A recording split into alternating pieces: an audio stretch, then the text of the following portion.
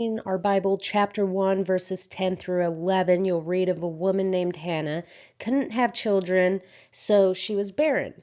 In her anguish, she prayed to God, saying, "If you give me a son, then I will offer my son to you, Lord."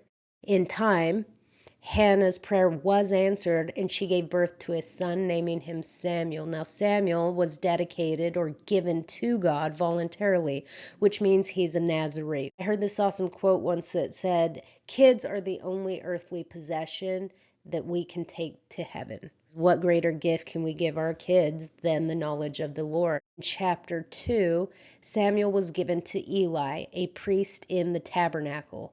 Remember, the tabernacle is this dwelling place of God. Samuel is being trained for his ministry and leadership. Samuel is an assistant to the high priest Eli.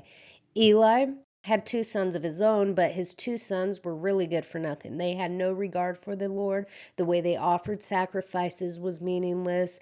They were doing the religious stuff. They may know about God, but they don't know God. There's no relationship or fellowship with God. And I think the text reminds the reader the difference between a relationship and a religion. You can see that Hannah, out of true relationship with God in prayer, in fasting, in faith, petitions for a child so that she can offer that child back to the Lord. And we read in chapter 2, verse 21, "And the Lord was gracious with Hannah. But Eli, you and your sons have the spiritual privilege and responsibility, and yet you're treating it like it's a right. It's a privilege, it's not a right."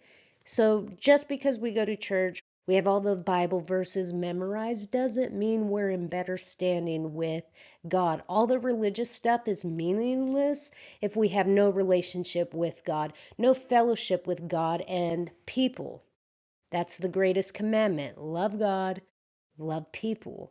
In this story, we're getting a glimpse of a religious person that is not practicing what he's preaching. The Lord rebuked Eli, the priest. Eli allowed his sons to mock the sacrifices and offerings, and by allowing that, he dishonored God. Now, parents are the primary role models for our kids.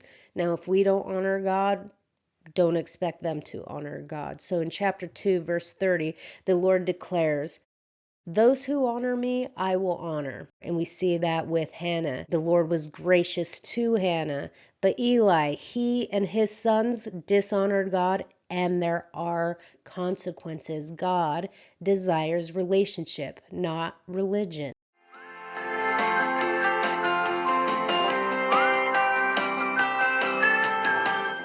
Listen, I'll be honest with you. Yeah. I love Jesus, but I drink a little.